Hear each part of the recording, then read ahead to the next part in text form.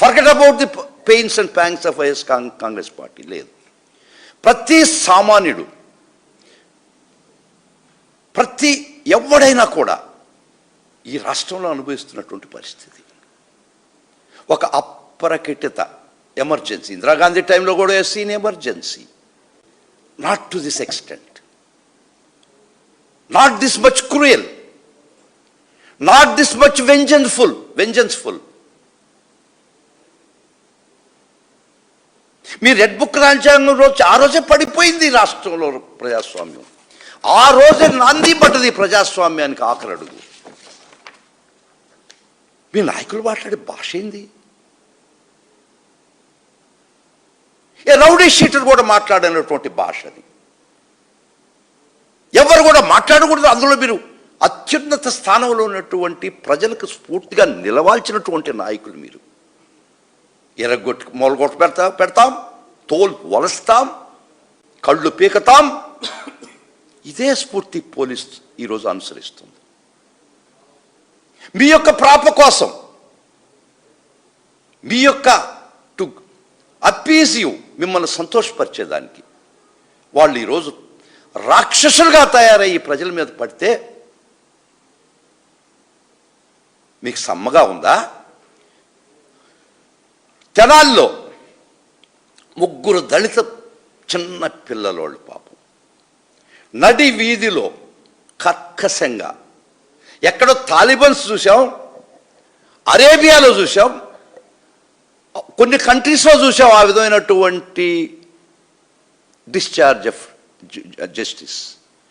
నడి వీధిలో పెట్టి కాళ్ళ మీద తొక్కి ఈ పోలీస్ ఆఫీసర్స్ కొడుతుంటే ఆ రోజు మిమ్మల్ని అడగలేకపోయింది ఈ ప్రజానీకం. దాంతో యాక్సిలరేట్ అయినారు ఇంకా మీరు. మీకు చిన్న కథ చెప్తానమ్మా, తోటకూర దొంగతనం కథ చెప్తా వినండి. ఒకడే కొడుకు తల్లికి, వాడు పక్కింట్లో పోయి తోటకూర దొంగతనం చేశాడు. వాడు తల్లి దగ్గరికి వస్తే శబాష్ అన్నది. తోటకూర దొంగిలిచ్చాడు కదా, కూర వండుకొని తిందామని.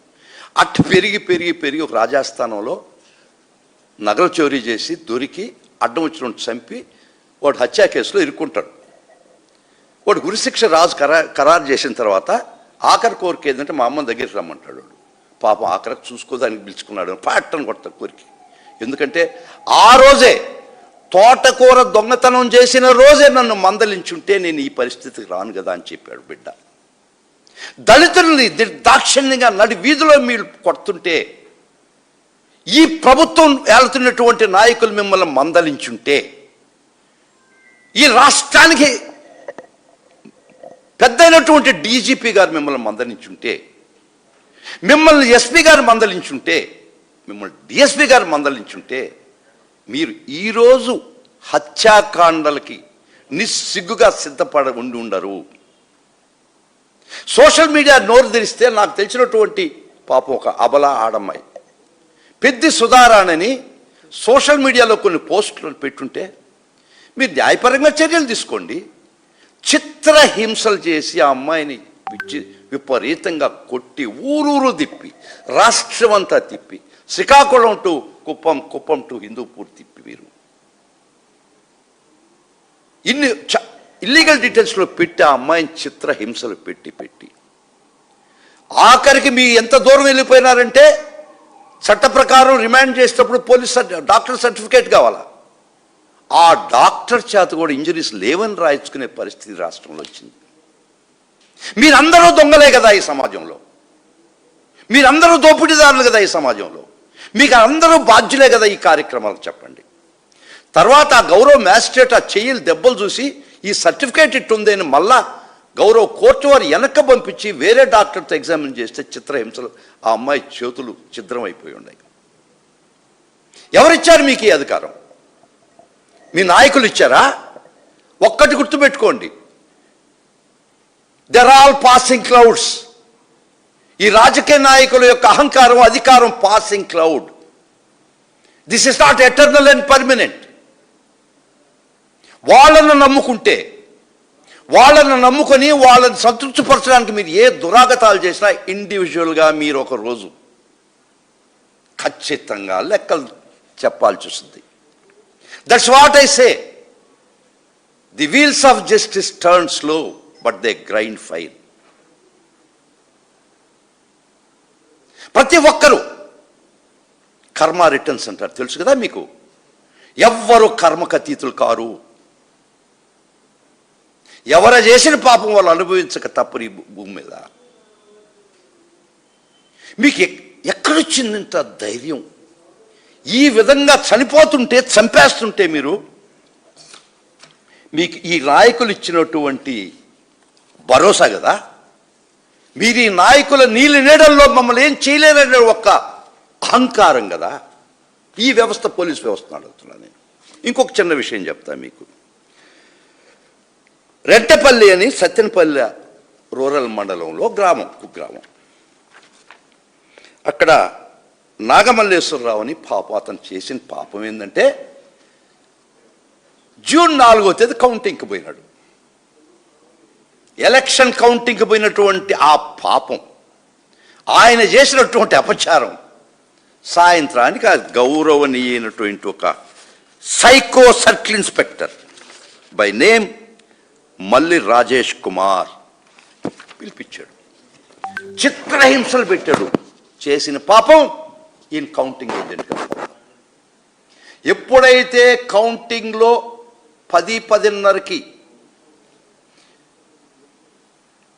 మీ పార్టీకి మొగ్గు అవుపడ్డదో, అక్కడి నుంచి ఈ అబ్బాయిని పట్టకపోయి, బూత్లోంచి లాక్కపోయి, చిత్రహింసలు పెట్టి పాపం. అండ్ లాస్ట్ స్టేట్మెంట్ ఉంది, I don't want to say that. వాళ్ళ కూతుర్ని, వాళ్ళ అమ్మని, వాళ్ళ భార్యని, వద్దు, ఐ కెనాట్ సే దట్. ఆ ఒక్క మాట చెప్పి సాయంత్రం తండ్రి దగ్గరికి వచ్చి, ఇంత అవమానం, నా బిడ్డ, నా భార్య, నా తల్లిని గురించి వాళ్ళు నన్ను చేయమన్నటువంటి పనులు మాట్లాడితే, నానా ఇంక నేను బతకనని చెప్పాడు 5వ తేదీ. కాళ్ళు గడ్డాలు పట్టుకుంటాడు ఆ తండ్రి. తండ్రి పేరు కొర్లకుంట వెంకటేశ్వర్లు. ఎంత చెప్పినా సరేనని చెప్పాడు కానీ అబ్బాయి 6వ తేదీ పని ఉందని చెప్పి నర్సరావుపేట స్కూటర్ మీద వచ్చి పాయిజన్ కొనుక్కొని దారిలో తాగి చనిపోయినటువంటి వైనం. ఆ రోజే ఇతని మీద ప్రజాబాహుళ్యం, ప్రజలు తిరగబడి ప్రశ్నించుంటే ఈరోజు క్రాంతికుమార్ చనిపోడు, ఈరోజు సాయికృష్ణ చనిపోడు, ఈరోజు సుధారాణి దెబ్బలు తిందు, ఈరోజు పిన్నెల రామకృష్ణారెడ్డి గారు అన్యాయంగా కేసుల్లో ఇరుక్కోరు, ఈరోజు కాకాని గోవర్ధన్ రెడ్డి గారిని పెట్టినటువంటి హింస ఆ కేసుల్లో ఇరుక్కొని ఉండరు. ఇది కొన్ని మస్తులకు చెప్తానండి. మీరు చేసే చీకటి దందాలను ప్రశ్నించాడని చెప్పి జోగి రమేష్, మాజీ మంత్రి, మీరు ఇల్లిసిట్ డిస్టిలరీస్ పెట్టి, మీరు దొంగ లిక్కర్ డిస్టిలరీలో పెట్టి తయారు చేస్తుంటే విజిల్ బ్లోయర్గా అతను ఎక్సైజ్ పోలీసుని తీసిపోయి, అందరిని తీసిపోయి చూపించినటువంటి వైనం ఇది.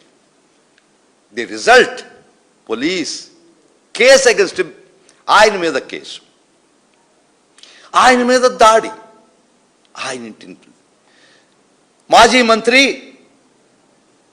మా పార్టీలో ప్రముఖుడు అంబటి రాంబాబు గారు కేసు పెట్టారు. పెడితే కేసు ఆయన అన్నది, అది డిబేట్.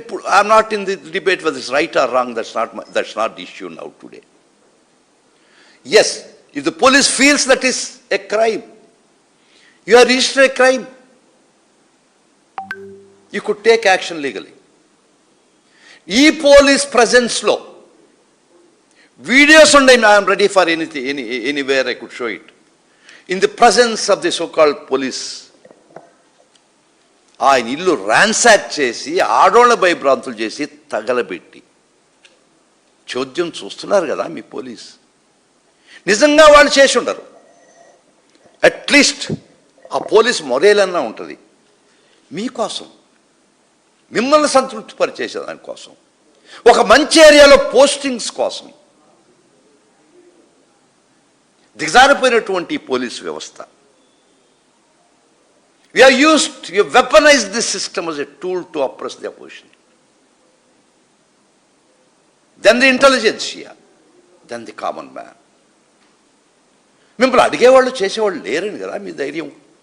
మీ రాజకీయ నాయకులు ఇచ్చినటువంటి బలం, మీ రాజకీయ నాయకులు మీరు తప్పుడు పని చేసే శబాష్ అని మీ భుజం తట్టిన రోజు వచ్చినటువంటి ధైర్యం.